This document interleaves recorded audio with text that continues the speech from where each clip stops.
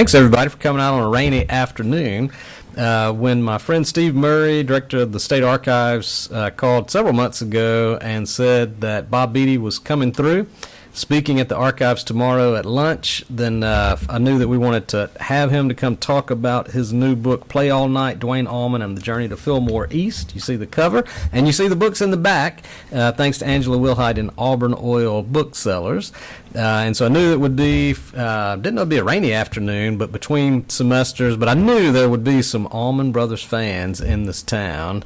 I didn't know they'd come in with a captain's hat on, but that's even better to have. So I'm going to tell you a little bit about Bob Beatty and tell you a little bit about our conversationalists today.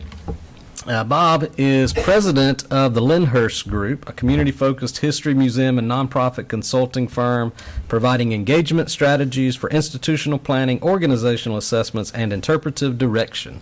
Very specific, right? Part of the reason he is president and CEO of this consulting firm that has contracts all over the country is because he spent a decade with the American Association for State and Local History, where I first met Bob, where he served as chief of engagement, but also as interim president and CEO, chief operating officer. And so if there's anyone in the country who understands and knows public history, it is our author and speaker today. Because he did 2 degrees at the University of Central Florida, Bachelor of Arts in Liberal Studies, MA in History, and then went to Middle Tennessee State University for a PhD in Public History.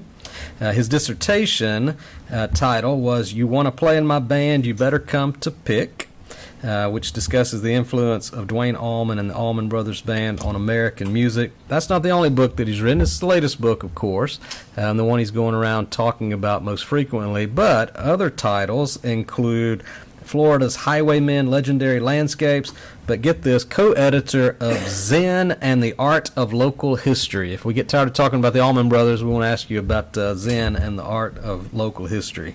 A reviewer in Glide magazine says that this book is, quote, a story about what can happen when you remain true to your vision, no matter how unconventional it may be. And when we were planning this program, he's an unconventional historian. He said, I'd rather not just do a PowerPoint, rather not just tell you, I'd rather just talk, rather just have conversation, and would love for someone to facilitate that. And so found another Allman Brothers fan, Dr. Tom Ritchie, who's a recent graduate of Auburn University's PhD program, came here to work with Dr. David Carter, now teaches at Voorhees University in South Carolina, did his dissertation on Harvey Gantt, who was the first African-American student at Clemson and also the first black mayor of Charlotte, North Carolina. And so Dr. Tom Ritchie will be leading our conversation. So let's welcome Dr. Tom Ritchie and Dr. Bob Beatty.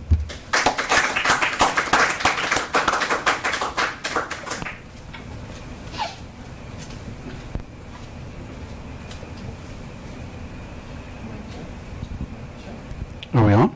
Mic check. There we go. There we go. All right. Well, I'd like to welcome everybody for coming out this afternoon.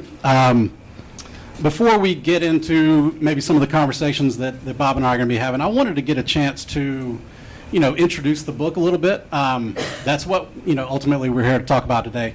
And as Mark mentioned with the review, this book is really about an idea. It's about a vision. How does an artistic vision come into being? How does sort of an ethos here, how does a musician start to craft what they want to do with their lives, what kind of music they want to play?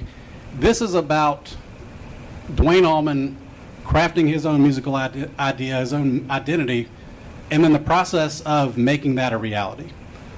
What that entails is, how do you convince yourself?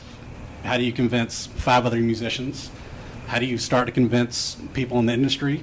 How do you convince, how do you get Phil Walden and Jerry Wexler involved in this? How do you start to get people in a record store to start buying into this vision? How do you get people in a concert hall to start saying, this is what I want to hear, this is what I'm going to tell my friends about?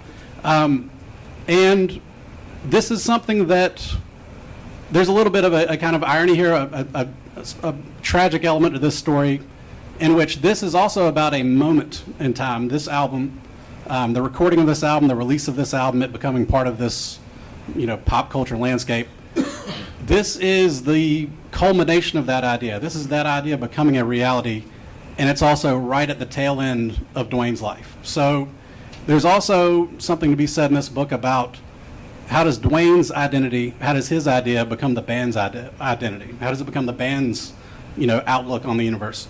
And in a weird way, Duane sort of preps the band to go on without him. He preps the band to survive without, Barry Oakley and without any number of other members who lose their lives along the way. So it's a fascinating book. I say that with some bias. I'm an Allman Brothers Band fan. I'm also an historian, so I enjoy reading other historians. But I think there's something universal about this book. If you're interested in the creative process, whether you're into, movies or books or video games or music or anything like that, this really does get into how does an artist come into their own? How do they start to say, I want to go do something new, something different, something unique? It's a long-winded way to open this thing up. How close am I? No, you're absolutely spot on, and I'll say, we're both historians. We've gone through this whole process. The end of the history degree, if you don't know this, is a PhD dissertation at the doctorate level. You write a big, giant tome, and that from that eventually evolves a book. And so for me, when I finished with my dissertation, turned it in, and then you sit and you go through one final gauntlet where your dissertation committee and anybody else who wants to be there can ask you questions about your research and what you did. And it can be a little bit, anybody who's lived through it knows what that process is like.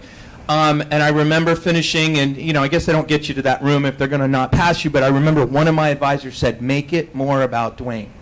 So my original dissertation, which is just a lot of information that I had gathered somewhat collated into some order. I was actually really proud of it. I thought it was ready. But the idea being, I think I had sort of glossed out some of that about, I will say that at its core, yes, this is about the creative process. This is about an artist who struggles to find his way in the environment where he is. And you mentioned finding bandmates, finding an audience, finding record company support. He had to find, I think, a crucial thing, and it's what he discovered here in Alabama, Northwest Alabama, which is the South was where he made his best music, and he wanted to stay in the South, or needed to, which was completely uncommon. It culminates in an album that I genuinely had a hard time accepting a record. One artistic achievement could define this band, because to me, the Allman Brothers as a musical entity had so many different elements. And you're a fan, and we've talked a little bit about this offline. They had a 43-year career after Duane Allman died.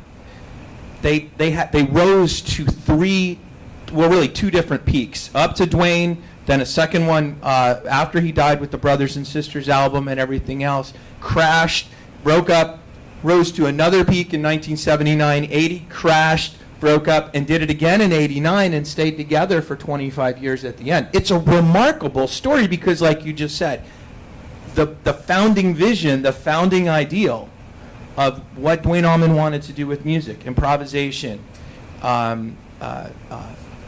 working with virtuosos, in front of an audience, everything being the one time you present it. There's no copying, there's no rote, anything. That band carried that through for the entire existence. And like you said, prepping them for him not being there is an excellent way to say that, because that's what they said when he died. Well, and I don't want to be, overly controversial. We're 5 minutes into this. I don't want to be stepping on landmines. You look at some of their contemporaries, and this is a topic I've got time for us to return to it at a later point in here. But a band like Lynyrd Skynyrd, does it really survive the plane crash in the swamp? It's difficult to really put them in the same context where this band's height and a commercial level is post-Duane.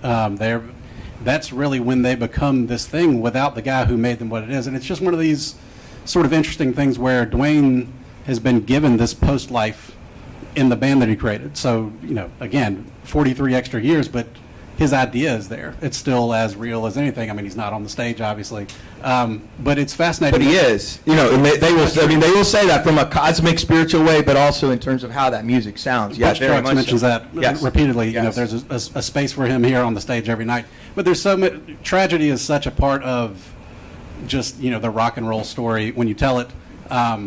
If you're getting into individuals like Jimi Hendrix or others who pass away at a young age, they become these kind of mythic figures. But, the Jimi Hendrix experience doesn't survive for another 40 years post.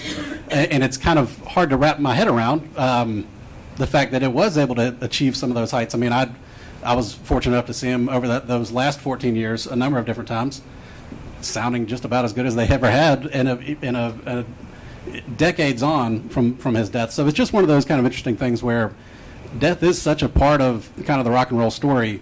I don't know if anyone survives this sort of impact, survives in this sort of way. And your book does get into some of the reasons for that. I think some of the DNA is kind of baked in here with so many of those early struggles that Duane has in his career. I mean, he's forced to deal with setback and failure and striking out and near misses of, well, I thought this would have been the band, or I thought this could have been the deal. I think that kind of informs him. We're getting a little bit ahead of where we want to do. I want us to start This off is here. good. This is good info, though. And, just to say, everybody, this was at Fillmore East was their third album. It is, and I'll parse this a bit today, and I continue to parse this. A lot of people are like, oh, greatest live album, greatest live concert, blah, blah, blah. 4 concerts make up this record. This is a curated document. This is not a live album in that sense of we turned the microphones on and then we just released it. They picked the songs carefully. There's a patch. They patched 2 different versions of You Don't Love Me.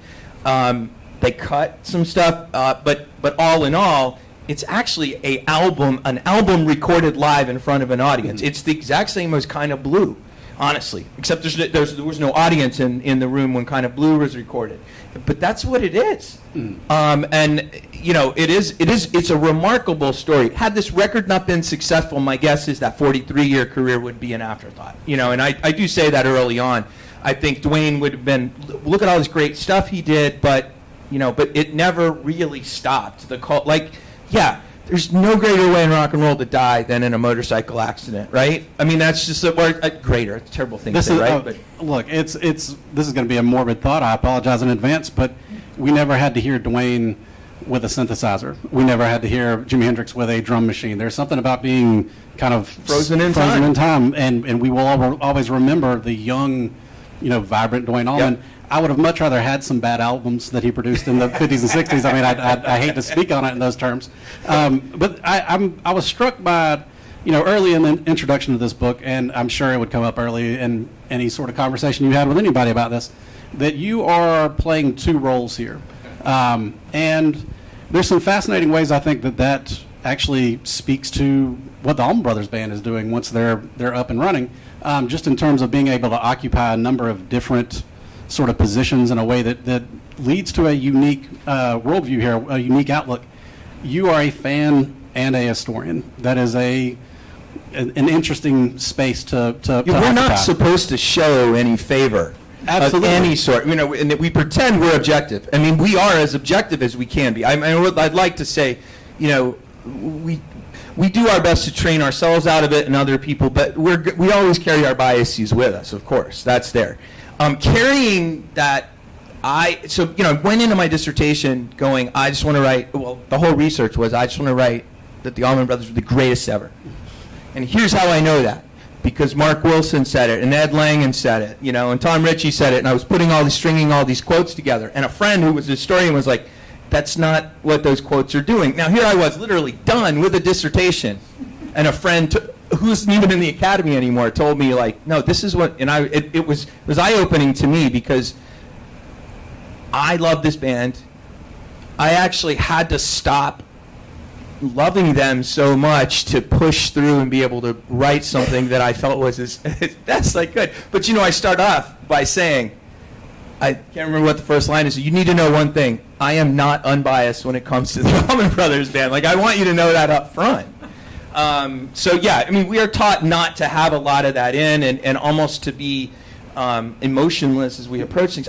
I'm not emotionless when I approach the civil rights movement. Why am I emotionless when I approach the I would like to band? commend you on that. I think, I don't want to have any tomatoes thrown at me from any historians in the crowd. Objectivity is overrated a little bit. I mean, said, yeah. that's not entirely true. Pretending, but the pretense of it. we have this kind of impulse to sort of stamp down our passions. As you know, Yeah. we're academics, we're supposed to be above that. Well, why'd you write the book? Why'd you write any book? Yeah, Why would why you are pick we here in any the topic to first talk place? about? Yeah. So I certainly don't think that this is a screed. I don't think this is a fan writing down in their notes, hey, I really like them. But you can feel that energy in there. I mean, that's what makes a book like this sing, is saying, okay, obviously this guy loves them and he's doing good history, and it didn't take much to convince me I liked them before I read the book. But I think if anybody picks up the book, if you're passionate about anything, it's fun to read that. It's fun to read somebody talk about something they're into, and it doesn't even have to be something I'm into. If I read someone, writing about their love of Beanie Babies, I could probably at least say, well, I can respect that they're into something. I'm into things. We've all got our things that we're into. As far as you being a fan, I was curious, do you have any sort of formative moments here? Are there any early memories you have of that's the moment? A band like the Grateful Dead, which are contemporaries, people that are sometimes tossed into the same. A lot, yeah. Their phrase would be, I got on the bus. That would be the way they frame it. At what point did you say, this is my band? At what point did you say, okay, I like this? Yeah, I literally got on the bus. Yes. So, the quick story is it's all started with a greatest hits CD collection. If anybody ever used to do BMG or Columbia House, bunch of for a penny, the CDs. And in college, I learned a trick where I could sign up my roommates and get extra for me and for my roommate and blah blah blah. So I did that with the Allman Brothers, and that's the first part. I got that CD sometime in 1993, and it was it's like a blue jean jacket cover. It was put together for the CD era of a band that never had really a hit. There's only one hit I think on there, one top 40 hit on that whole record. But they were their best songs, if you will, or the most indicative. And so, I was listening to them. I played guitar. I had been listening to the blues since I started guitar. I was a rock and roller. It was the middle of the era of, frankly, the band I was really into at the time was the Smashing Pumpkins. Turns out they were huge fans of the Allman Brothers. And as soon as I heard that, it opened up my listening to them and to I heard the Allman Brothers in what they did. So fast forward a bit. I met my wife in October of 1993. This will all tie together. The night I met her, we discussed going to see the Smashing Pumpkins in about a month. And we fell in love over that, right? The night before that concert was the first time I saw the Allman Brothers. And I drove down from Orlando to West Palm Beach, Florida, in this, the fairgrounds, this big arena, but with no seats, right? Terrible sound bouncing around. And Tom, I'm telling you, man, I walked in expecting that Leonard Skinner tribute show or the Marshall Tucker Band. You know what they do. I was just like, oh my God, they're still doing it? This sounds, and this was a lineup with Warren Haynes and Alan Woody that got back together with the four originals in 1989. So I saw, ironically, Dickie Betts, who had just gotten out of either rehab or a little bit of trouble with the loss. He had just gotten back with the band. I didn't know any of this stuff. But I remember at the show going, oh my God, and I remember driving home and I went and bought a live album from the Chuck Lamar era from the 70s that I'd been going through at Circuit City or Best Buy or whatever. So I was like, I don't need this crap. It's not Duane. I was like, if they were that good in 1993, they had to be really good in 1973. And that was it. I was on the bus. Mm-hmm. The first time I Googled, well, I didn't Google. First time I did it was Prodigy. Y'all remember the Prodigy Network? I found an Allman message board. Then that canceled. When I got NetSpace on Yahoo, Allman Brothers was my first thing. I found a listserv out of Brown University that, rest in peace, it's gone. And I found another 1,000 people who shared this weird passion. And that drove it. But it was very early on, and realizing the bus, they were still there. Mm-hmm. I did miss out because I was 9 months old when Duane Allman died, right? I couldn't possibly be there. But I didn't miss out because they were still doing it. And so that was really it. I had seen the Dead, by the way, in '91. I saw a couple Dead shows, and those were the shows, and I was I remember they went off they did that space thing that they do, which I don't like. If y'all don't know it, it goes a little wild, and you know, what do people say when the drugs wear off at a Dead show? This music sucks. I'm joking, Dead fans. I love the Grateful Dead. I do. But they went off stage playing a song, and then something happened. They came back on playing another song, and I was like, oh my God, you can do that with music? Like, you can split songs up and that's what the Allman Brothers did. They just did it in a way I liked better. I like how that sound goes. And I'm a little bit of a hypocrite today because I'm asking him to speak on being a fan and a historian. And I'm trying very much to just be an historian today, but every now and then I will add in a little aside on this. Bob and I spoke through email. My first Allman Brothers show, I was 11. It was in 1995, and I believe you saw them about 3 days before that. Yes. So I was also there for that. I mean, I don't even know if I'd call it a second or third wind at this point because they have so many, opportunities to bounce back. That early 90s, mid 90s period, definitely kind of them back up to the height of their Really game. special. I still carry around some ringing in my ears from that show. I'm convinced of it. My ears are ringing right now because It's, Alan Woody playing but- bass guitar. But I had that same thing where I was, trying to read this as an historian, but I could also feel the fan side of me coming out with there. I want to say I put that in there. Like, I remember as I was winding down for my last little bit, and I remember talking, same friend, and I reference him in a lot of talks, the same friend who read my dissertation and literally said, do you want a book that's going to quash a bug? Or do you want something that people are going to be interested in? Of course I wanted something. And I remember talking to him, I go, I'm just going to put some more of myself back in. I like it when authors have a little bit of that in there. And he goes, well, I like it when they don't. And I remember thinking in my head, I go, I don't give a shit what he thinks. I'm going to do it my way. And that's exactly what I ended up doing. And I appreciate that you like that. Because I do, I spent some time over the last, and I encourage you as you do your own work, right, to your dissertation and to your book and such, I started reading books for as much how they were saying stuff than what they were saying. Like, I almost sort of removed myself from trying to consume the content in a book, and I liked the books that had a little bit of a personal tone to them.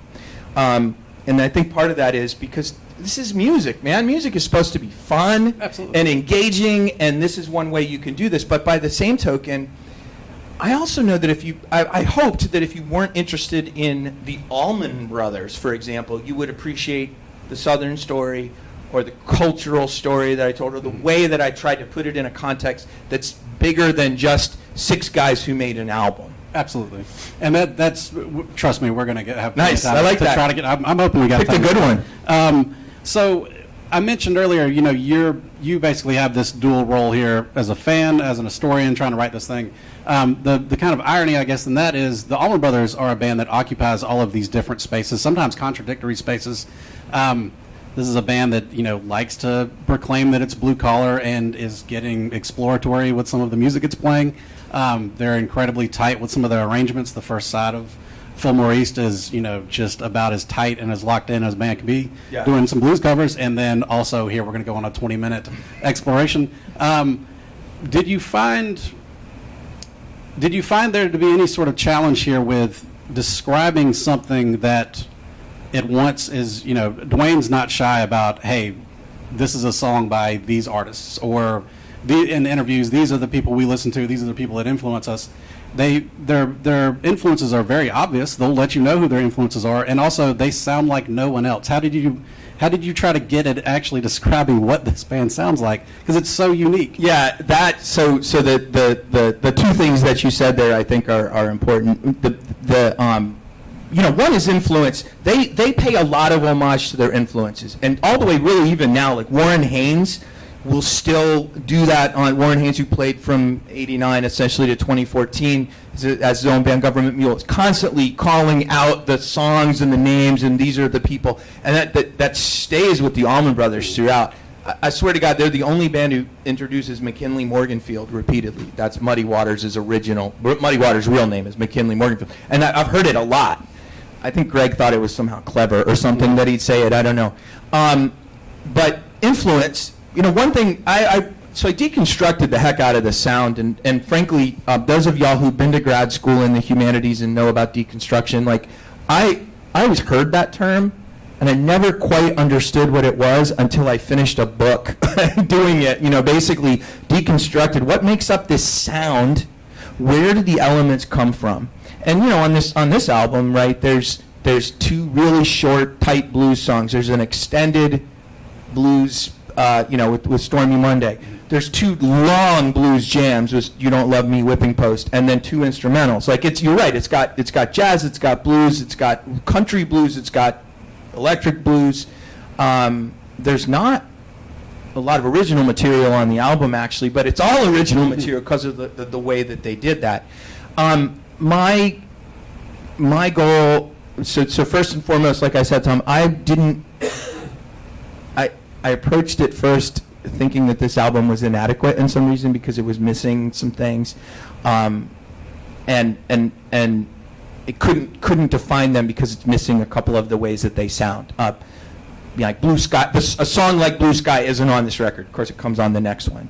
Mountain Jam, which is my favorite song that they do, fades out at the end of Whipping Post. Dreams, which is my favorite Allman Brothers song of all times, wasn't even played that weekend. Stormy Monday, by the way, played one time. That version of Stormy Monday, caught it in one freaking take.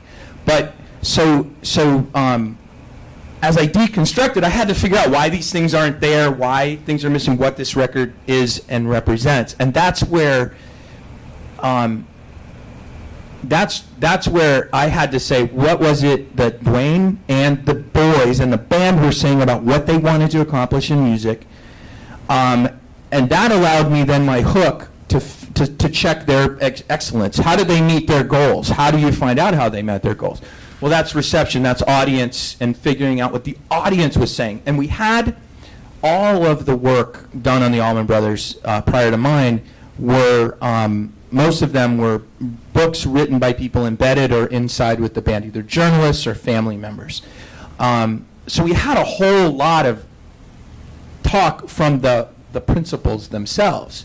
But no one has spent any time saying, what do people like us in 1969, 70, and 71, what were we saying about the band when we went to concerts, when we saw albums? So that's how I got past that, like, the Allman Brothers were great. No, the Allman Brothers wanted to do this. How do we know they were successful? We have several ways of knowing that. One is, what does the audience say? And the second is, what does the marketplace say, which is that next tier. So until they started selling records, they were, nothing on the scene. That's kind of a long-winded answer to your question, but I had to kind of get away from what I liked about them, how they did it. Like, I would not have faded this record like they did. Every track, if you've listened to the original, it fades at the end and at the beginning. It doesn't sound like a concert. If you want to hear a concert, listen to Get Your Ya-Ya's Out by the Stones. And that, for years, I thought that was a Rolling Stones concert. One of the greatest ever, by the way. And then it turns out, not only is it patched from a bunch of shows, but it's also heavily overdubbed.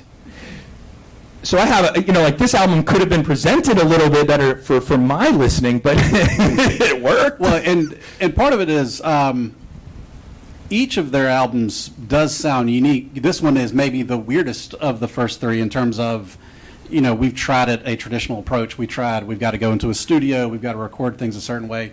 And this feels like we need a third album. What if we do it live instead of we need a live album? I mean, yes. And 100%. There's some similarities to that, too. And if we're looking at the timeline, Europe 72 from the Dead is following kind of in the wake of this, but also doing a similar thing where, what if most of this is new material and we just present it in this way instead of going into a studio? We need a new album. We need to obviously keep up with the market and have a career out of this where we can pay our bills.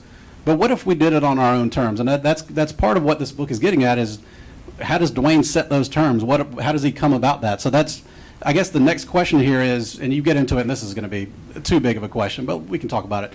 What is this vision? I mean, how do you describe it? What are the kind of contours of it? Yeah. So Duane and his bandmates. So this extends out because they all grab onto this improvisation. Warren Haynes describes it as composition in the moment. And I mean, here's the thing: you can listen to Statesboro Blues 1,000 times. They played that song God knows how many times. They used to open every show with it for years. Every version is different. Every solo is different.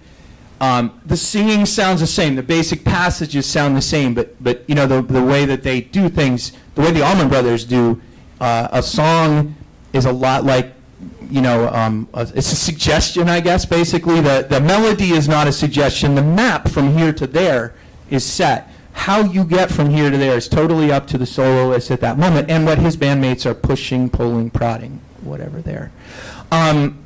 Improvisation, creativity, live audience, absolutely vital to what he did. Duane was a very successful studio musician in Muscle Shoals, left that gig because, and I found this beautiful quote where he said, I wanted to get out playing for the people again. Muscle Shoals, when he was up there, this would have been November of 68 through about like February, March of 69. It was a real short period of time. Was the only time in his very, very, very, very, very brief adult life that he wasn't on the road. Every other time from about the time he was 16 until he died at 24, he was on the road. So that was their natural element. You mentioned their first two records. Their first record, the Allman Brothers Band, was recorded. They'd only been together about 5 months. There's some real mature songs on it. I think Dreams is about one of the most mature songs to come out of the chute in the canon. But Whipping Post sounds a little bit, basic, if you will, or it needs more. Trouble No More comes out a couple of years later on Eat a Peach and is a completely different version. So I think that they recognized after Idlewild South didn't sell. So then the next year they recorded an album called Idlewild South. And that has Revival, People Can You Feel It, Love Is Everywhere, that opens it up. Midnight Riders on that, the studio version of Liz Reed. And I think they really did expect that to do very well. And it sounds like a great early 1970s record. And it just didn't dent the marketplace. Yeah, it's a lot less raw than that first it's album. It's a little more polished, a yeah. little more, this is what we want to do. And that was all timed out. They said that. We want to go in and we're going to make a record that's going to sell. And you listen to that record, it's vastly different than this one. And I think that's part of what the book gets into. Again, I would encourage everybody here to go read the book. Yeah, you guys, listen, she came a long way. Everybody needs to buy a book or I'll be really sad. No, because this is sort of, again, getting back to the sort of, the tragedy in this is, I'm not sure if Duane knew exactly what he wanted until this. It's a work in progress almost the whole way through. Yeah, you know what? That was the point you made that I didn't circle. I was going in my head thinking about that. Did Alan Paul, who wrote a book called One Way Out, he's got another one coming out this summer on Brothers and Sisters. Highly recommend you pick that up if you like this story. He wrote a really good book. I helped him with it a little bit. He and I talked about this years ago one time, and he's like, if there was one question I could ask Duane, it would be, did you have the sound in your head, and when it came out with the guys, you were like, yeah, that's it? Or was it, as it came, it just changed a little bit? So much of history is contingency anyway, and so if J-Mo doesn't come to Muscle Shoals, right? Does Duane decide maybe just to stick around? Like if he hadn't met Barry Oakley the summer before in Jacksonville and really enjoyed how Barry played bass, like there's all these little ways that it happened. So I think when you look at what Duane and Greg were doing prior to joining the band, Hourglass, they were basically a cover band, a really good cover band. And they played a lot of similar songs to what ends up in the Allman Brothers repertoire, but not the same. In fact, very few of those songs made it into the Allman Brothers repertoire at all. But Tobacco Road, and they would do Buck Owens songs, and they did rhythm and blues songs and Motown songs and rock songs and stuff. But they were a cover band. Barry Oakley and Dickie Betts were taking Hoochie Coochie Man by Muddy Waters and making it this just ballsy force of nature, completely changing the arrangements. And Dickie says, we took them and went sideways with them. So Duane and Greg were a little more traditional. Dickie and Barry were more hippies, more psychedelic, doing that.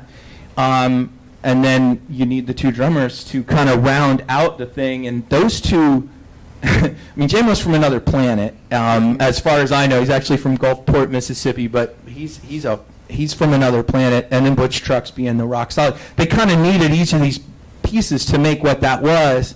But again, and the whole is greater than the sum of its parts. I think that's a really important thing about the understanding the Allman Brothers Band, period. Each of them individually, even when they do their own little bands, it's not the same as when they're all together. Absolutely. And you're getting into some of the things I'd hope we talked about, which is great, because we're going to run out of time eventually. There's too many questions. I guess one of the things I find interesting here is, and you're talking about, this debate. Did he know what he wanted it to be? Did he kind of stumble upon it and say, okay, that's getting there? It seems like there was at least some sort of idea, because everyone knew after those first jam sessions with that kind of core lineup, this is it. Even if they didn't know exactly how to formulate it. And to your point, everybody's bringing their own little kind of ingredient into this stew. I mean, Greg's got his Ray Charles influence coming in with him. Dickie's obviously got a little bit more country western, Django Reinhardt kind of thing going on. Everybody's got something they add, and I'm not sure if they'd have been able to put down on paper, oh, I need somebody that can do this and somebody that can do that. But once it's in the room together, right, that's the sound they're looking for. And even then, it takes a while to kind of, just tweak that just a tiny little bit. But this feels like it. This album feels like this is what they've been pushing for. It has this sort of, I guess those growing pains that you can kind of hear in some of the first two albums. At Fillmore East is it. That's kind of the culmination. It's a pretty mature record.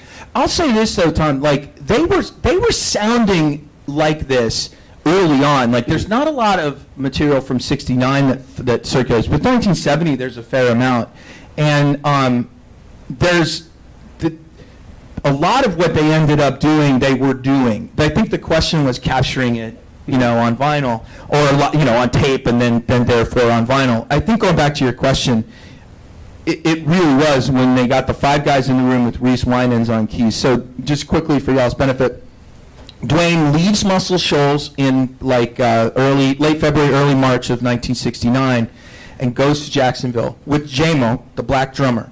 So, I don't want to overestimate or underestimate this. They were living up in Muscle Shoals together. Black and a white man were living together in a cabin. I think that's very incredibly unique for the time. And then they drive across the South to Jacksonville. And eventually, there's a whole jam scene going on in Jacksonville. And it's really run by Barry Oakley and Dickie Betts of the Second Coming. And they get together at the Second Coming house on March 23rd, 1969 with 5 original Allman Brothers, Duane, Dickie, Barry, J-Mo, and Butch Trucks on drums, with Reese Winans on keys. And Reese Winans ended up actually playing with them at the Brothers show at Madison Square Garden. So he did the full circle, their 50th anniversary show. He filled Greg's slot. Greg came home. They called Greg within a matter of days. Duane did. Greg came home immediately, started writing songs, and within a matter of days had written Whipping Post and Black-Hearted Woman in this house in Jacksonville. And really, that first, this is it, March 23rd, 1969, and then when Greg comes 3 days later and started, and it was like, oh, okay. Greg, in fact, he has this quote, I have this quote from Dickie, but he's like, Jesus Christ, what a band. And Greg's like, I don't think I can cut this. He was so amazed by just what these 5 guys were doing. So I suppose, and as a musician who's always searching for the sound, as a writer who's always searching for a hook as he writes or something like that, I suppose it very much is you know it when you see it. Mm-hmm. And you've got it in your head, but until the other people can manifest it for you, Duane can't play every instrument, right? Mm-hmm. And at least at this point. And part of knowing what you want or knowing what sound you're looking for comes at least a little bit from knowing what you don't want. And again, I think there's a lot to be said for this band having a survival instinct to it that comes from Duane, I think, in a lot of ways. And I think you touch on this in the book. He experiences some early failures. He experiences some early success, but knows it's not the success he wants. He knows, that Muscle Shoals gig, this isn't scratching that itch for him, even though he could continue being successful doing that. It really does take... it's both sides. It's a positive and negative influence. I know what I want, and I absolutely know what I don't want. Yeah. And I feel like certainly before he knows what he wants, Duane knows this isn't it, or this isn't scratching that itch for me. I really was kind of fascinated with, and I don't want to make too much out of it because it's a difficult question to answer, but I love that you take the time to define Southern rock. And I'm sure you knew this was coming. Part of it is, again, we touch on the Allman Brothers occupying these different roles, and we started with you occupying different roles. Duane has these dual roles at the same time. He's Southern and a musician. He's someone that's of and from the South. He obviously has these sort of influences on him. But where do you think the Allman Brothers fits into this definition of Southern rock. Yeah, Tom and I talked about this a little bit online, and I'll never be fully satisfied with kind of how I did this in the book, but you gave me some good words on it, which makes me feel kind of good. All right, let's back up and say prior to this album, Southern musicians in bands, Southern musicians who played rock music, had to leave the South as bands to make it. That was just a truism across the board. Nothing's going to break from the South. And there's a number of reasons for that. One is the infrastructure of the recording industry isn't down here so much, except for really Nashville. And I mean, yes, the Shoals has its thing going. There are pockets of recording going on, but the industry is in Nashville, which is country music. It's in New York, which is pop music for the most part with rock tint. Somewhat Chicago and LA. Before he joins the Allman Brothers Band, he has failed in Nashville, New York, and Los Angeles. He had a band called Hourglass that he quit when he comes back to Muscle Shoals. The Shoals thing was, I think, a lot of serendipity and a little bit of a respite for him to sort of get his mind back. And he said it, I got all, get all that jive Hollywood crap out of my head, I think is the term that he said. But the idea being, he gets a shot from Muscle Shoals. He gets a contract with Rick Hall to do his own thing. And Rick Hall wants him to record a power trio record, like a Jimi Hendrix Experience or something. And Duane it just doesn't go well. Mm-hmm. The entire, and then he sells the contract. And that's when Duane really says, all right, I'm going for broke. I'm going to do it my way. Mm-hmm. I mean, there's some great quotes. It seems like the band is at least aware of, how do we fit into some of these genres. Yes. And the Southern rock thing, that's not the only genre we can throw them into. As we said earlier, it's kind of difficult to really pin them down and say this is what that sounds like. But I love this quote from Greg Allman. All rock and roll came from the South. It is Southern by definition. You might as well call it rock. It really does seem like, why. And this, again, I'm not trying to put you in an unfair position. You're not. This might not be a question for you. It might be questions for other people. Why are the Allman Brothers Southern rock? Yeah. Why is Leonard Skinner Southern rock? Why is Jerry Lee Lewis not Southern rock? Why are individuals like R.E.M. Or the B-52 Southern there rock? You go. There's Little Richard Southern rock. I mean, there's all sorts of individuals who are being, performing down here, getting their careers made on, the Chitlin circuit, that are creating rock and roll. Why aren't they Southern rock? Thank you for bringing me back to Southern rock. The definition, this is where it got a little weird to me. As Allman Brothers fan, we don't like, as a matter of course, the Allman Brothers being called Southern rock. And it's for, as best I can tell, two reasons, both of them parochial. One is the Allman Brothers are so much better than all the rest of these bands. How dare you lump them in with Leonard Skinner and blah, blah, blah, which I think is crap, right? Like, okay. The second one is, of course, Skinner was most famous for waving around the battle flag and using it with little sense of irony whatsoever. And there was an idea around Allman Brothers fans that the Allman Brothers were above that, that they didn't use any Confederate imagery in this. That's wrong. They did. From 74 to 75, they did tour under the banner, and the banner stuck around in their stuff into the 90s. That's not them, but it was on their merch in the 70s. So you have that going. Let me back up, though, and say Southern rock, as we understand it, really comes around in about 1973, when the Allman Brothers have broken already, done their thing, and then they come out with Brothers and Sisters, which has Ramblin' Man, very country influenced. Skinner does their first record, comes out. Marshall Tucker Band's first record come out. And somebody somewhere says, we should call this Southern rock. And it becomes a genre or a definition. All musicians, most eschew genre. It's what Greg said is very common. They didn't like it, especially when they got back together in 89, because then they were having to answer some of this other stuff. So the way I put it in the book, Southern rock, as we understand it, is a capital S, lowercase r. Southern rock as a genre versus Southern rock being a rock band from the South, which the Allman Brothers were. Southern rock is a time and a place. I put it at about 73, ending at about MTV. So any band that comes sort of out of that, after that time period, and wasn't established as a Southern rock band. So that's why Drive-By Truckers aren't called Southern rock, for example. REM is beyond the time period. And they're playing more punk-influenced music than they are rock or blues-influenced music. And I think that's another, but now I'm parsing. No, I could keep slicing this. I do find it sort of interesting that they're frustrated those first two albums aren't taking off. Southern rock, the brand, does kind of coincide with them taking off. It's like, well, we want success, but not like this. Not like this. We want to do it on our own terms. And there's something that you don't get too much into the book on this subject just because the nature of the book you set out to write. I'm not going to criticize the book you didn't write.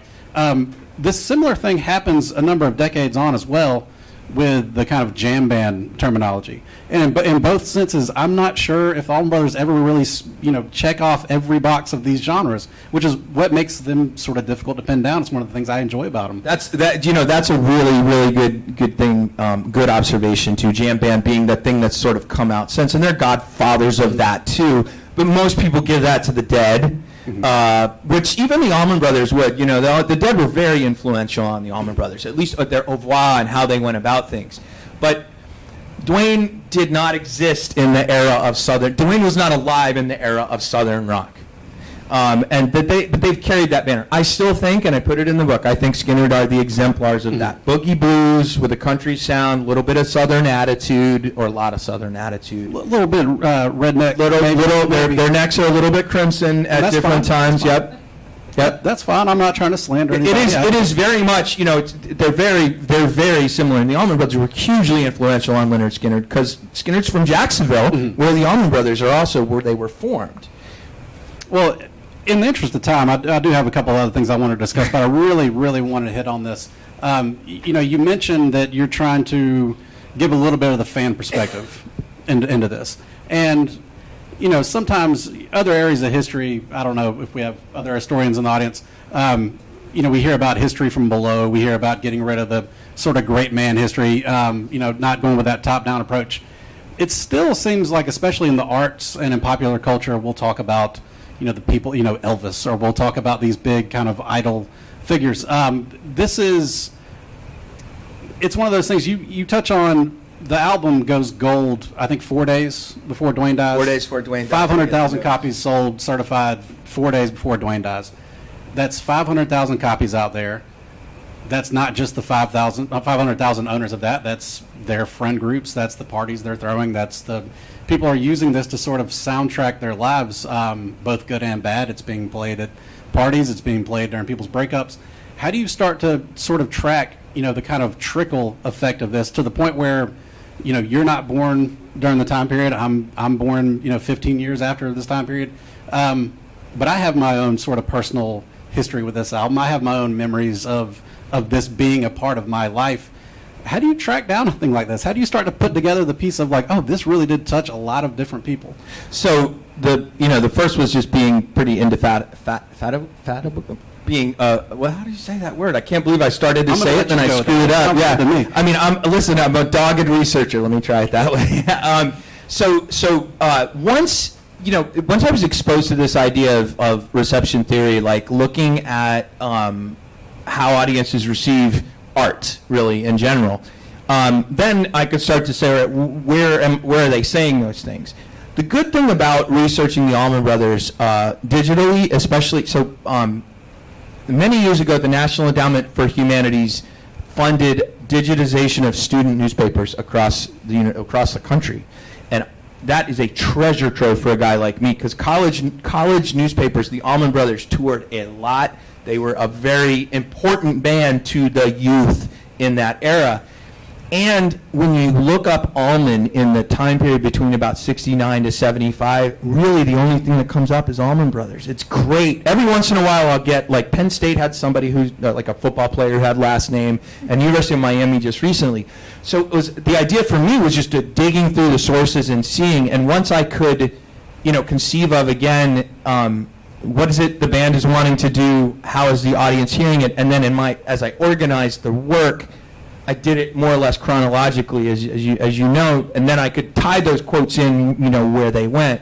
Because I have my own ideas with this album too. You're absolutely right. And did I, and with all their stuff, did I pick certain quotes about the song Dreams because I felt they reinforced the things that I like about something? Yes, absolutely. And did I pick the best quotes? I could, how they spoke about these different things. Yeah, I sure in heck did. I threw a lot of crap out on the floor. But the idea was more, what is it the band was wanting? What did the audience want? And then the proof being, the sales. The concerts were doing really well. I mean, relatively speaking, but you can reach a couple hundred people at a time at a concert, and it takes 3 hours of effort to reach those people. Or you could put out a record and reach 500,000 plus their friends and family. Sure. I mean, and that's, not to be too cheesy with this. Let's get cheesy with it. Duane was dead long before I was born, but it's tough for me to say he hasn't been a part of my life. I can't think of a summer playlist that didn't start with Statesboro Blues. This is the soundtrack to like cookouts that I've had. I've got a embarrassing story about my older brother, and I promised him I would tell it. So he would come home after school in high school, and I remember him telling me one day, he said, "Tom, the neighbor's dog seems to go nuts every day at about 4:30. Well, he would get home from school every day at the same time, put on Live at Fillmore East, and during Done Somebody Wrong at the beginning, when you hear the dog barks, he thought that was our neighbor. And he said, well, why is the dog barking the same time every day? You're getting home and listening to this record that has a dog bark in the auditorium was it a bomb scare? No. There's some conflicting stories about that. The dog bark is, from what I can understand, it's one of the foot pedals on the B3, and one of the valves was left open. Okay. And it makes that noise. The mark.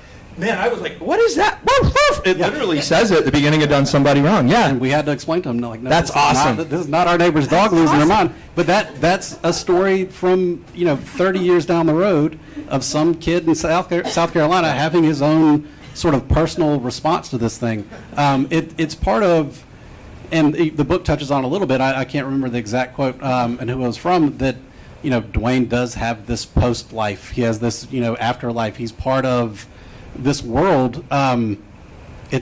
He creates this document with his brothers here that really does speak to his kind of identity, speaks to his ideas, and it's still here, and it's still vital, and it's still something that people interact with. And it's pretty timeless. And I can't tell you how many times I've listened to this record. I was one of the top 0.0001% of Allman Brothers listeners the last couple of years, because I just had it on Spotify and I just played it because that's just how I roll. I listen to music constantly anyway as I write. You might know I probably could tell I have a little bit of ADHD, and so that keeps my brain a little bit more occupied. But yeah, every note on this record I could sing to you with a little bit of prompting, entire movements that I look forward to. I will meditate to parts of this record, literally just close my eyes and just listen to the music and let it take me. It is an absolute timeless document. And what I will tell you, Tom, is if you listen to them throughout the 70s, 71s, when we have the most stuff, it's like an uncommonly good recording, but it's uncommonly good because they're always good. And I don't say, I've done a decent amount of listening of everything they've done through this period, and you really don't hear a lot. There are some times, but for the most part, you got to be listening hard to catch anything going off. Mm-hmm.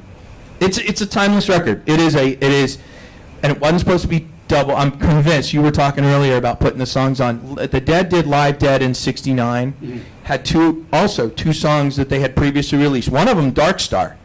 So to me, that's the equivalent of putting Whipping Post on this, right? They put Dark Star, or even Liz Reed. Those are the two songs that had been released before, and their versions on Fillmore East are the absolute perfect versions of those songs compared to anything else, that they have done on. It makes it difficult to go back to those studio versions. There's something just a little bit lacking. And it might even be just in my head that I'm filling in what I expect to be hearing from Yes, and I mentioned it earlier, and maybe this is a good way to close out. Duane experiences a number of setbacks early on, and even his success, it's not the success on his terms. It's not exactly what he wants. Even mentioning Muscle Shoals, could have gone down that road, could have tried to embrace maybe where the industry wanted him to go. he had to overcome those things to put this band together. That sort of allows the band. I feel like this band has always had this kind of survival instinct, this tenacity, this stubbornness, for lack of a better word. This band survives for a long, long time. After Duane survives for a long time post Barry Oakley, it manages to survive the deaths of Lamar. It survives the death of Alan Woody wasn't there at the time, but part of that extended world. Dickie's departure. It survived Dickie's departure. How do what do you think kept this band? What kept this band going? How was that kind of, even before Duane's death? I feel like the root of this was planted there. This band can survive and continues doing it in a way where I can't think of a whole lot of bands that continue to really hit this height of, especially live performance, decades down the road. Yeah, and really throughout their life, even like 80, 81, 82, where they were, I call it nadir of the 81, 82, they were still playing, really, really great live concerts.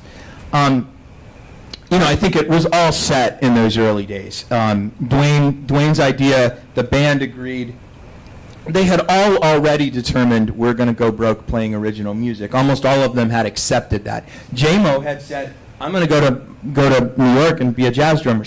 I'm starving now. I might as well starve doing something I love. So I think what gets down to it is, when you're that young and you lose somebody like Duane, Duane was their leader, he was their founder, he was their guide star. His brother Greg was nowhere near as he was a much more laconic personality, really throughout his whole life, and so they lost that leader, and I think for them, as young as they were, they only had one choice, which is we got to go back on the road. Now, this is a piece I missed in the book, saying it this way, because it saved the band and it cost Barry Oakley his life. So Barry Oakley dies at the end of a 90-show tour as a quintet. So they toured without Duane, they toured with just 5, and at the end of that, Barry Oakley also dies in a motorcycle accident in Macon, Georgia, 2/10 of a mile from where Duane was killed in a motorcycle accident. So it cost them. And the quote that Dickie had in a documentary about it, he said, by that time we were just so damn tough, and you said that. So each time, as they had, the success of this record allows them to make the artistic and personal choices that they end up making the rest of their lives.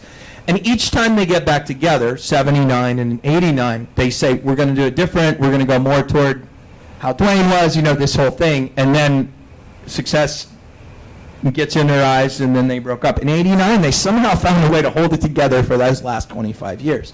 But I think it's, it's definitely commitment that they made to each other and to Duane. I think there's a brotherhood element to these guys, to this band. I think some musicians just understand we're better together than apart. And so that's another reason why they do. The music is good, and the audience, like you are a second or third generation, of audience members, and like my kids are, well, they don't love the Allman Brothers, but they'll put up with it. They can't help it. So it's, I think that is, to me, that the 43-year career without him is probably the most remarkable thing of this whole thing, because had Jerry Garcia died in 69 or 70, because Garcia dies in 95, that's the end of the Grateful Dead. They don't even really attempt anything for a number of years. But that's like 30 years after they got started, right? So Garcia is probably one of the, I can't think of any others right off the top of my head, of people who were like Duane, who were a part of a whole but an important part. Jimmy's different because he died. Jim Morrison's different because he was the lead singer. Janis Joplin's different because she's Janis Joplin. But Duane was one of 6, and a really important one of 6, but no more important than the rest of the guys in the band, as they showed. Well, it seems to me, and I'm not trying to get too far out on a limb here, this idea that Duane has allows these other bandmates, and I kind of caution against that, because survival is maybe not the right word. You're right, Barry Oakley doesn't survive this. He never really gets over that death. But some of the other members are able to sort of overcome this with that vision. Certainly were. He's put it in there. But not only that, this document, this album, this piece of cultural history also preps some of these guys decades down the road. It's easy for Derek to kind of join in the band. He's been listening to this since he was 6 years old. Warren Haynes, I'm sure, was listening to this in high school and practicing with it.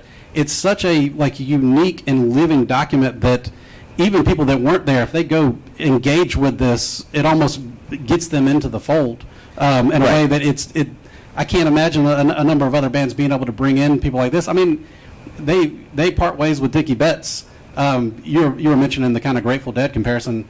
If Dead and Company, fired Bob Weir, it's kind of hard for me to imagine them continuing on. The end of it. But they have another, 14 years of some of the best work they've ever produced. It's just kind of, I think, a testament to what Duane instilled in this band to kind of take any sort of, any punch that's out there in the universe, they can survive it. Yeah. Yeah, absolutely. I know we're running kind of a little behind.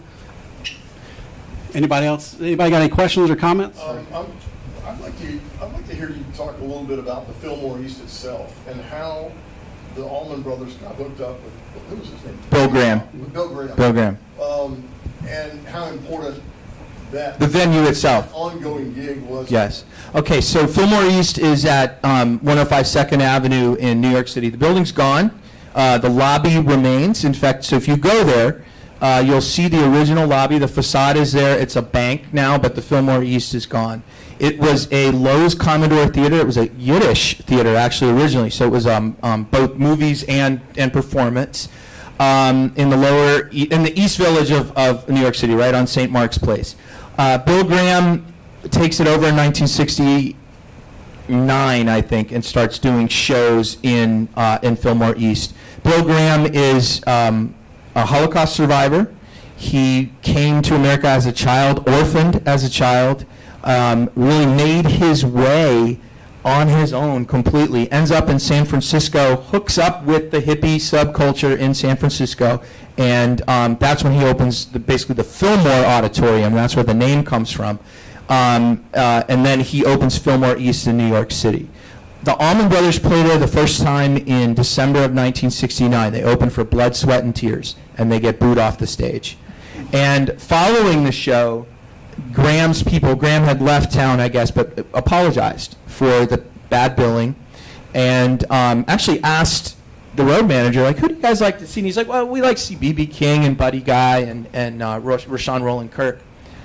And 2 weeks later, they're booked with B.B. King and Buddy Guy at Fillmore West. Graham heard that and made them put them on a better bill. So they played a number of times. The Fillmore lineup was usually it could be Thursday, Friday, Saturday, or Friday, Saturday. You play a matinee show and then a night show. Saturday late show could go super late because there was nobody coming into work the next day. They were originally, so they played the Fillmore East a number of different times, mostly as the middle band on the bill. They were originally going to record at one point at the Warehouse in New Orleans, which would have been great, by the way. There's some great surviving tapes from the Warehouse. Eventually they settle on Fillmore East.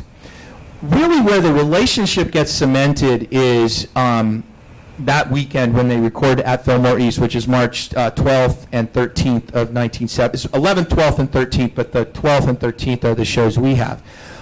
Because there is a bomb scare at the second night, and they have to leave, and that's when we get the Whipping Post Mountain Jam, that 55 minutes of music that's going on about 3 o'clock in the morning. The band just came and just wowed everybody.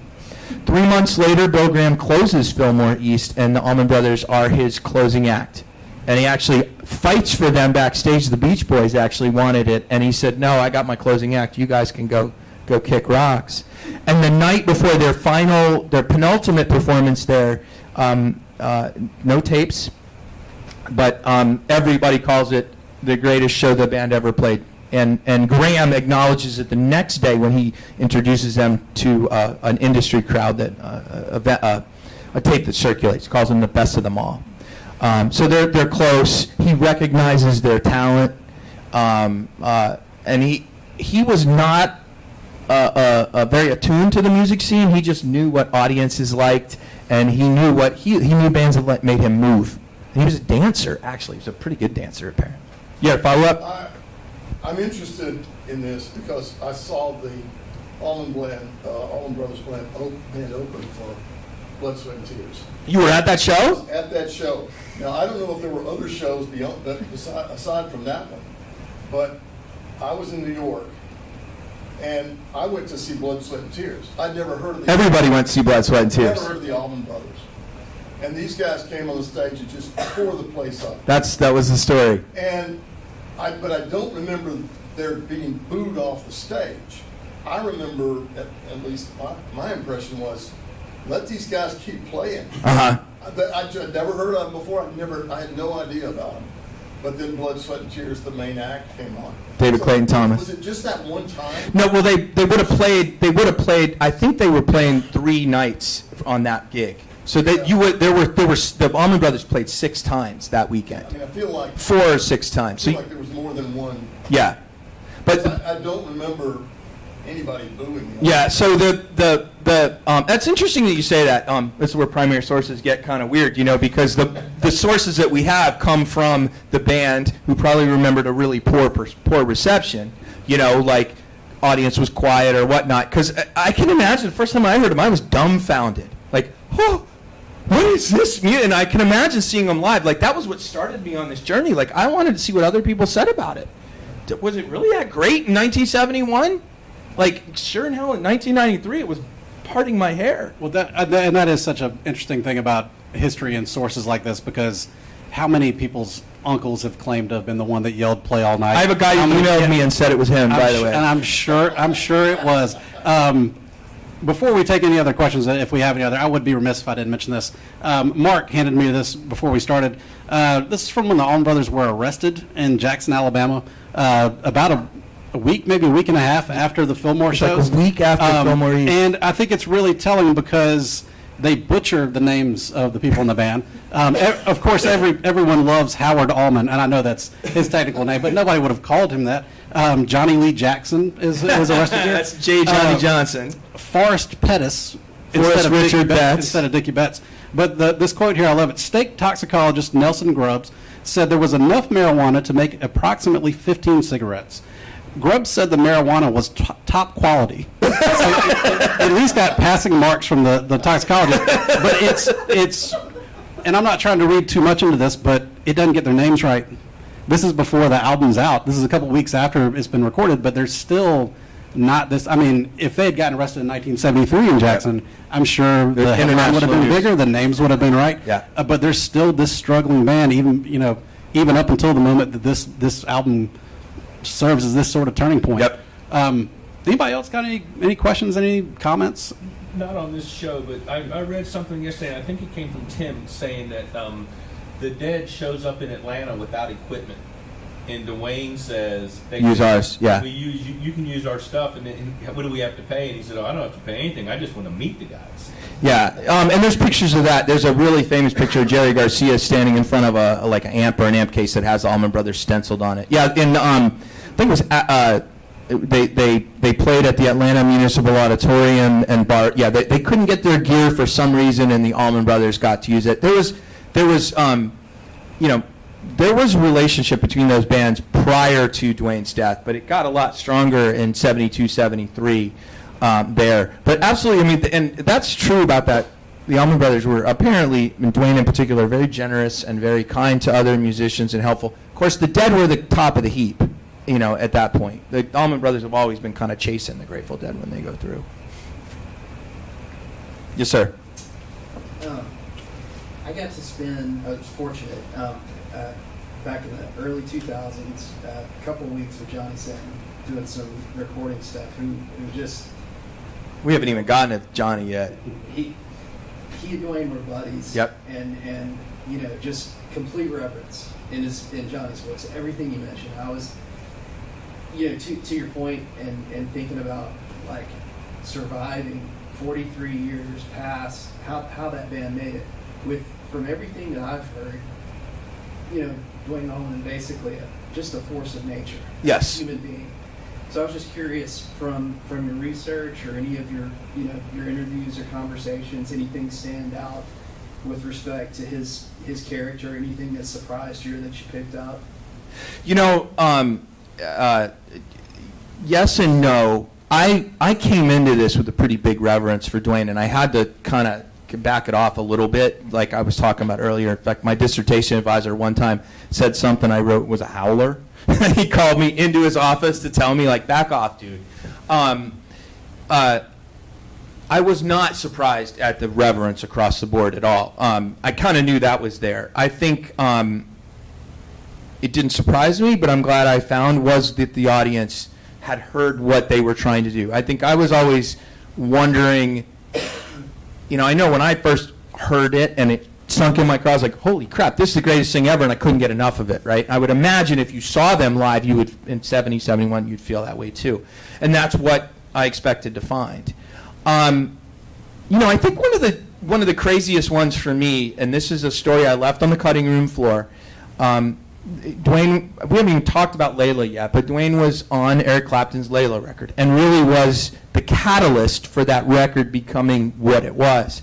And I didn't spend any time on the story really in the book on that. It's important, but the key, and this is what I put in the book, was Duane turned Eric Clapton down. Eric Clapton offered him a full-time job touring with him in Derek and the Dominoes, and Duane turned him down to stay in the Allman Brothers Band. And this would have been prior to Idlewild South not selling. So it's like it's still very early in their career. And, to me, that says I believe in this. The quote I have in there from JMO, he says, shit, Eric Clapton should be opening for us. And that's kind of how I feel, too, when I listen, to that era, how the band sounds. So, we didn't talk a lot about Johnny Sandlin, who, was really one of Duane's right-hand people for a really long time, Alabama guy, and to the day he died, held Duane in that regard, and all of them do. Even those who will say the minimal negative things people say. The worst really is, how he treated Galadriel's mother and, his relationships, but that I didn't get into it for a lot of reasons, and one of those is it's really ugly and makes me uncomfortable, frankly. There's a lot of lives that get left behind in pursuit of rock and roll in this era, and it cost Duane his life, cost Barry his life, countless broken marriages, across the board. But I found that story. Steve sent me a story from the Historical Society on that story, because I was always curious about JMO. How do you feel as a black man being caught with a bunch of hippies in Jackson, Mississippi with a pharmacopoeia of drugs? Like they had PCP, they had mushrooms, they had heroin, they had cocaine, and they had reefer. Reefer was like the least that they had. The least was high quality. The jail in Jackson in the county has their initials on the side of the jail cell. Historic marker. So just point that out. So not many towns have a historic marker with that kind of. So I will sign books. Please, here's the thing. Book sales are how this thing kind of keeps going, and the bookstore came out here very kindly to sell some books, so I hope that you guys will patronize them. I appreciate y'all coming and listening. I have, if you have more interest, at Long Live the ABB is on any social media channel between Substack, YouTube, Instagram, Twitter, who knows how much longer, and then Facebook. So I'm doing a lot of discussion on this. Ultimately, I want to do more of this as I go. So please join in the conversation. Tell others about the book. That's probably the number one thing, is if you enjoyed it. Because my goal was that it would not just be for people like us, but that it would be for people like us. And something that is more than passing interest to y'all. Mark, I'm grateful. Thank you for letting me come here. Well, I appreciate it. Tom was awesome. It's a good book. Buy the book. It's a good book. He can't say it. I will say it. It's a good book. Buy the book.